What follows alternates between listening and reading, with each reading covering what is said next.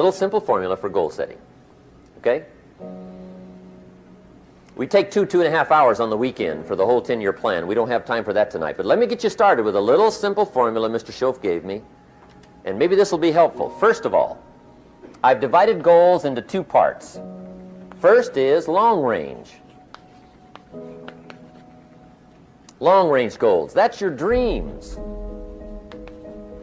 Your dreams for the next 3, 5, 10, 20, 30, 40 years. Actually, the rest of your life. Your dreams. You've got to keep dreaming. Ronald Reagan, president, said to the joint session of Congress a few weeks ago, "The Republic is a dream. And if we don't keep dreaming, we will lose the Republic. Your better future is a dream."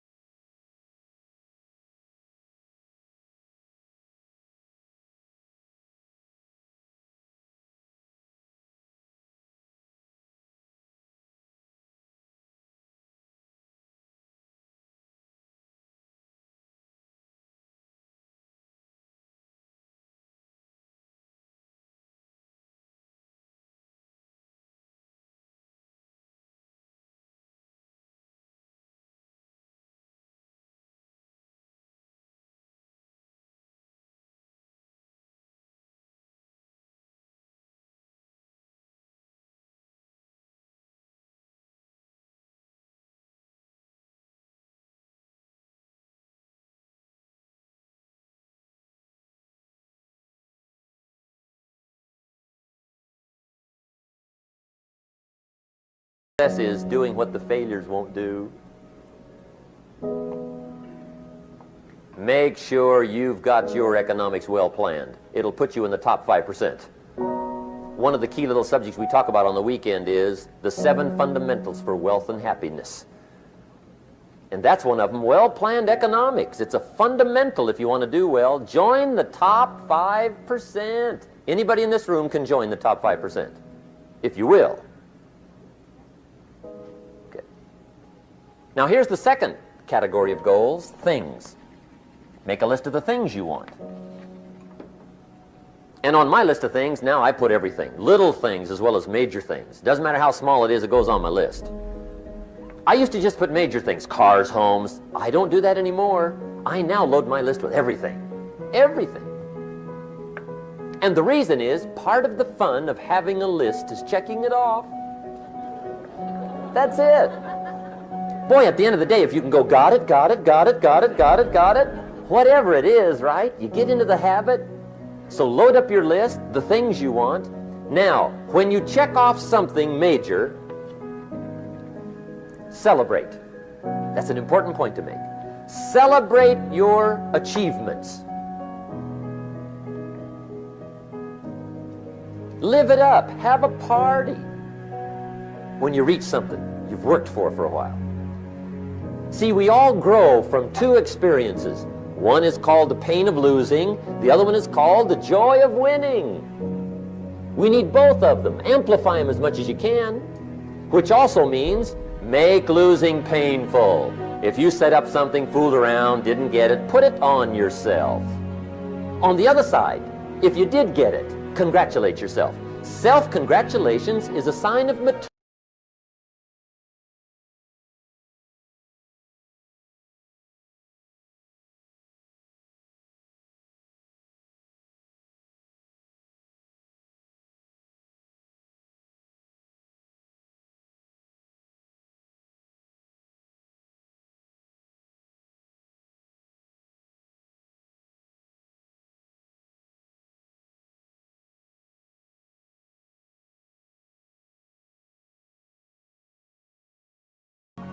Put those goals together, personal development goals. That's your goals: to be stronger, more decisive, be a speaker, be a leader, learn a language, all kinds of skills. Okay. The whole weekend seminar was designed to improve all your skills so that you walk away more skillful. And that's what you want, the personal development skills. That's what attracts, that's what brings good things to your life, the person you become, more skillful.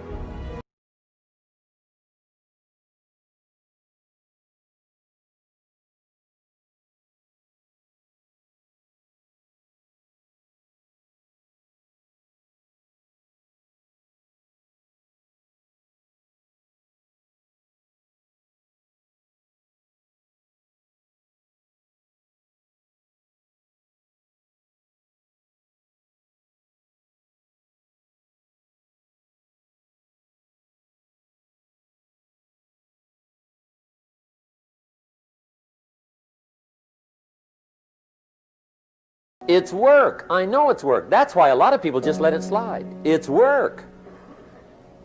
Many people work hard on their job, but they don't work hard on their future. They just let that slide. And the work involved is making plans. I know most people don't. I understand that. But don't let that be you. Guy says, well, yeah, you work where I work, but the time you struggle home, it's late. You've got to eat a bite of supper, watch a little TV, get to bed. You can't sit up half the night. Plan, plan, plan. And the guys behind. Good worker, hard worker, sincere. But you've got to be better than sincere, working hard. You got to be better than a good worker. You got to be a good planner. Somebody once wisely said, the people who fail to plan are planning to fail. Well said. So work on your goals. Here's step 2. Write your goals down. That's so important. I teach my staff around the world, put your goals in your journal. Because one of the major people you want to study is yourself. Say, here's the list of goals I put together 3 weeks ago. Here's the list of goals I put together 2 years ago. Here's some of the changes I made, rearrangement of my priorities. I scratched these off, I put these on, I've gotten these. Study your accomplishments, study what your desires are. Put them on paper, write them down. Here's another reason for writing your goals down. It shows you're serious about doing better. And to do better, you gotta get serious. You don't have to be grim, but you must be serious. Everybody hopes things will get better. Everybody hopes. Poor people hope. That ought to tell you something. It means the future does not get better by hope. It gets better by plan. I used to have the affliction called passive hope. It's an affliction. It's bad. Probably what's even worse than that is happy hope. Now that is really bad. That's bad. Happy hope. The guy's 50 and he's broke and he's still smiling. See, that's not good. So get serious about your goals. Put them on paper. Write them down. There's all kinds. His goals, her goals, their goals. Business goals, financial independence goals, family goals. I mean, there's so many things to work on this, that if you don't get busy and work on it, sure enough, the time will pass. And sure enough, 5 years from now, you'll wind up where you don't want to be, wearing what you don't want to wear, driving what you don't want to drive, being what you don't want to be. Now's the time to fix it. Now here's the third step to your goals. Check the size of your goals and the kinds of goals. How big they are, what kind they are, affects you. And here's one of the important phrases of the evening. Your goals are affecting you, whatever they are. Your goals affect your handshake. Your goals affect your attitude, personality. Your goals affect the way you walk, the way you talk, the way you dress. All day long, we're being affected by our goals. Now, some people have goals, but they have such lousy goals. The effect is bad. I asked a guy one time, what are your goals for this month? The guy said, look, if I could just scrape up enough money to pay these lousy bills. That was his goal. I'm not saying it isn't a goal. It's a goal, but it's such a lousy goal, the effect is bad. You don't jump out of bed on Monday morning and say, oh boy, another chance to go out and scrape up the money to pay my lousy bills. See, you don't do that. Usually you say, oh, not another Monday.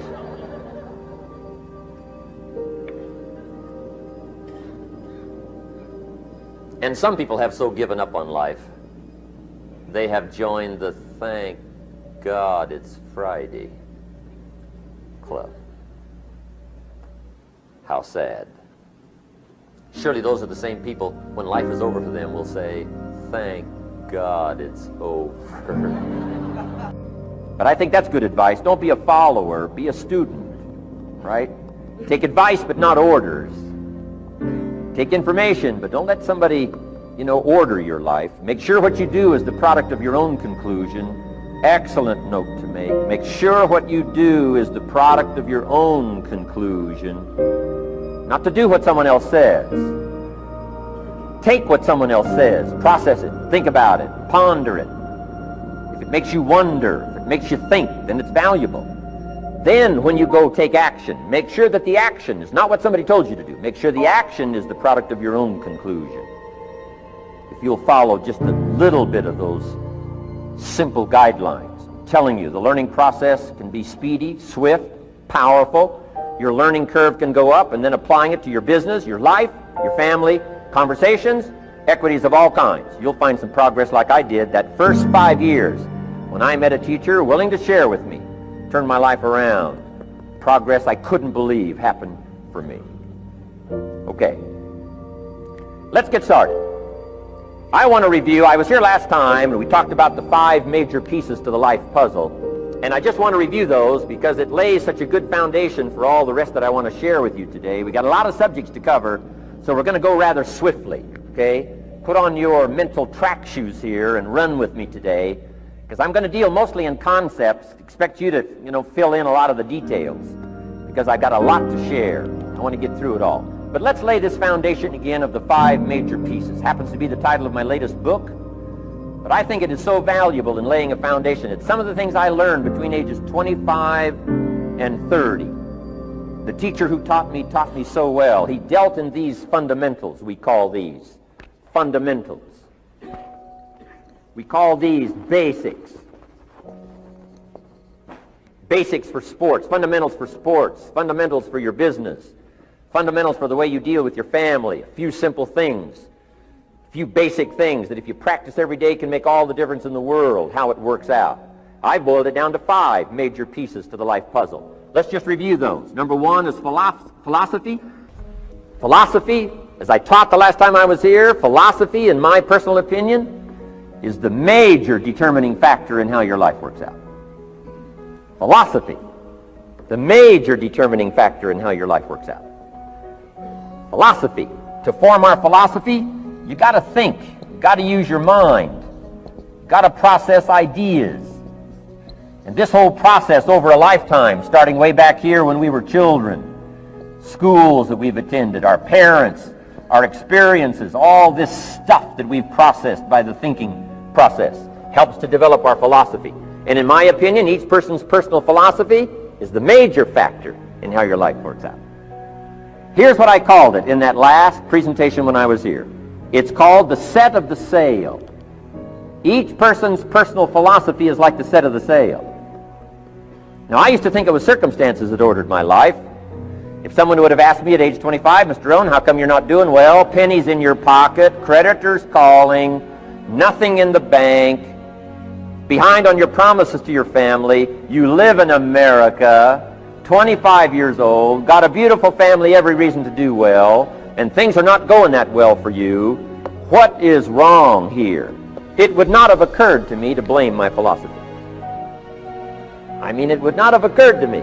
Say, well, I got this lousy philosophy, and that's how come I got pennies in my pocket and nothing in the bank, things aren't working well. That would not have occurred to me. I found it much easier to blame the government. Much easier to blame the tax problem. I used to say taxes are too high. Top tax rate when I first started paying taxes, 91%. Back then, when your income reached a certain level, all your income over that, 91%. So I used to say that's too high. Now the top tax rate's about 33%. But people are still saying what? Taxes are too. See, but you can't use that anymore. If it's gone from 91 to 33, how could it be too high? Come on. I threw all that old excuse stuff away. Some people found it, though, and they're using it these days. My old list. I used to blame the traffic, the weather, used to blame circumstances, right? People say I'm too tall, I'm too short, I'm too old, I was raised in obscurity, raised on a farm, parents of modest means, all the stuff. If you would ask me, how come you find yourself here, Mr. Rohn, age 25, living in America, land of abundance and opportunity, pennies, zero in the bank, not doing well, creditors calling, it would not have occurred to me to blame my philosophy. I found it easier to blame the company policy. I used to say, if this is all they pay, how do they expect you to do well? So I figured that, my future was going to be tied to what everybody else was arranging, the economy and, right, interest rates. I used to say things cost too much. That was my whole explanation, not my philosophy, until my teacher taught me better that this is where the problem was, my own personal philosophy. Here's what's exciting about each person's personal philosophy. That's what makes us different than dogs and animals and birds and cats and spiders and alligators. That's what makes us different than all of the life forms. The ability to think, the ability to use your mind, the ability to process ideas, and not just operate by instinct. In the winter, I'm telling you, the goose can only fly south. What if south doesn't look too good? Tough luck. It can only fly south. But see, human beings are not like a goose, can only fly south. I mean, you can turn around, go north, you can go east, you can go west, you can order the entire process of your own life. And we do that by the way we think. We do that by exercising our mind. We do that by processing ideas and come up with a better philosophy, a better strategy for our life, goals for the future, okay? Plans to achieve those goals. All this comes from developing our philosophy. Philosophy helps us to process what's available. Well, when we get here, we got seed, and we got soil, and we got some rain, and we've got some what? Sunshine, and we've got some seasons, and what? The miracle of life. Now, the key is, what do you do with all this stuff? How do you turn all this stuff that's available here into equity and promise and lifestyle and dreams and future possibilities? All of this that's possible now with human beings, how do you take all this stuff and turn it into this equities and values? You don't need better seed and soil. In fact, when it comes to seed and soil and rain and sunshine and seasons and the miracle of life, that's all you got. Now, what if you blame this stuff? Then you're blaming all you got. If you blame the economy, and you blame the schools, and you blame the teachers, and you blame the sermons and the preachers, and you blame, the marketplace, and you blame the company and company policy, what else is there? When some people get through with their blame list, there isn't nothing else. That's all there is.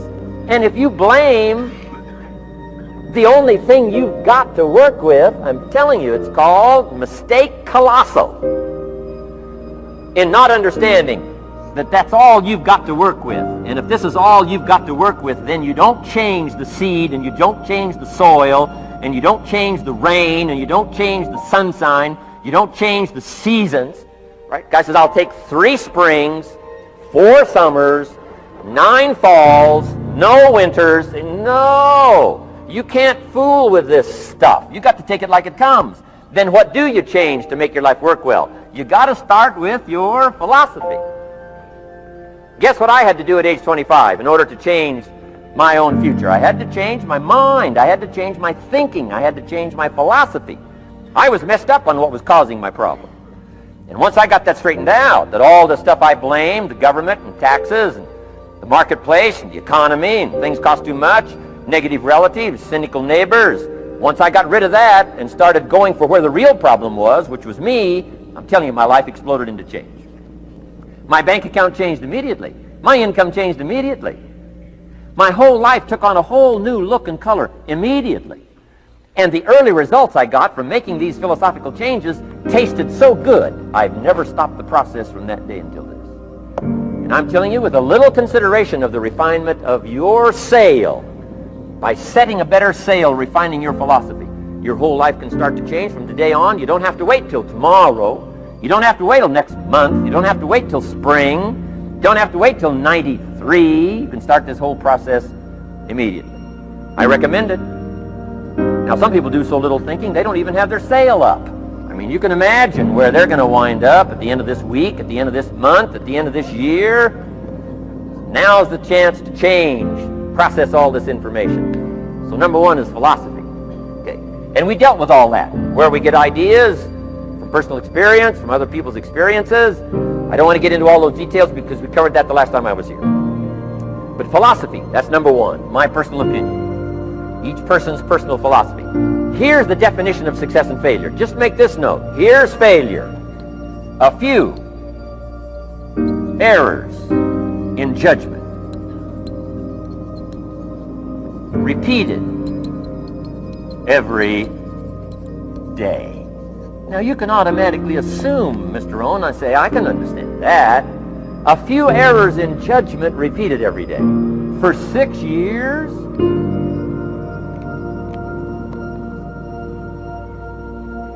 I'm with my father. I think I told this story the last time I was here. My father, 88 years old, he's never been ill, still hasn't retired. Not long ago, midnight, we're getting ready to go to bed. We've drilled a new well, got some extra water, got some more acres going. He's all excited. At midnight, we're getting ready to go to bed. My father's eating what he calls his midnight snack. A little bite to eat before you go to bed. Don't have to go to bed hungry. And I'm watching him eat this midnight snack. Guess what he had? An apple, a few graham crackers, and a glass of grapefruit juice. I said, no wonder my father's so healthy. My mom taught us all those good health practices. Taught me when I'm growing up, right? I'm an only child. I've never been ill. Passed the big 5-0 some time ago. My 2 daughters, 32, 33, never been ill. My grandkids, never been ill. I'm telling you, the legacy lingers on. As I watched my father have this midnight snack, suddenly occurred to me. I know that's part of it. An apple, what? A day. That's gotten to Dallas-Fort Worth, right? An apple. An apple a day keeps the doctor away. Good question for this intelligent audience. What if that's true? You say, well, Mr. Rohn, if that's true, that would be easy to do. Then what's the problem? It's easy not to do. It's easy not to adopt it as your own personal philosophy. Or the guy messed up the saying. Guy says a Hershey bar a day. Say, no. No. You've been watching too much television. It is not Hershey bar. You've got to be smarter in philosophy than to fall for the Hershey bar a day when it's an apple a day. You've got to be smarter than that. And if you make that kind of an error in judgment, every day for 6 years, I'm telling you, it'll accumulate into disaster. Sometimes the first year you say, well, you know, I'm so healthy now, what difference is it going to make? You've got to be smarter than that.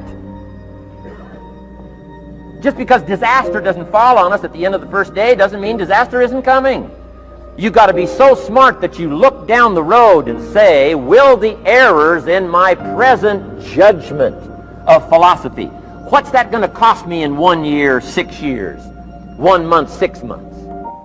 I'm telling you, the money cost and the health cost and the success cost is too gigantic if you'll look down the road a little ways and say, are there errors in my current judgment like an apple versus a Hershey bar? Is that just a good illustration of some of the rest of my errors in judgment? If it is, that's where I found myself at age 25. I started working when I was 19. I met my teacher who helped turn my life around when I was 25. That's 6 years. At the end of the first 6 years of my economic life, I've got pennies in my pocket. I've got nothing in the bank. The creditors are calling saying, hey, you told us the check was in the mail. I'm embarrassed. I'm behind on my promises. I live in America. I'm 25-year-old American male. I got a nice family, every reason to do well. And I'm messed up. Now, what's messed up? I used to think it was the community that was messed up, and the country was messed up, and the government was messed up. If those Democrats ever get in the White House, that'll really mess things up. If the Republicans stay in power, that'll really mess things up. The economy was messed up. Interest rates are messed up. I thought all this stuff was messed up. Then I found out that's not what was messed up. I was criticizing the only thing I had to work with. What was really messed up was my own personal philosophy. My own errors in judgment in my own personal philosophy brought me in 6 years to pennies in my pocket, nothing in the bank, and trying to explain why I wasn't doing well living in America, 25-year-old American male, got a family, every reason to do well. Now, once I understood this, here's the formula for failure: errors in judgment, being lax about developing your own personal philosophy. I'm telling you, it's called accumulated disaster. It doesn't matter whether it's your health or your bank account. Guy's got an empty bank account, probably has high cholesterol. Why? Over the last 6 years, he never paid attention to either one. And it doesn't matter whether it's a dollar, or whether it's your money, or whether it's your cholesterol count. All you got to do is commit the errors, and just because disaster doesn't fall on you at the end of the first day that you don't eat an apple. You say, well, I didn't eat an apple today, and tonight I'm not ill. Well, you got to be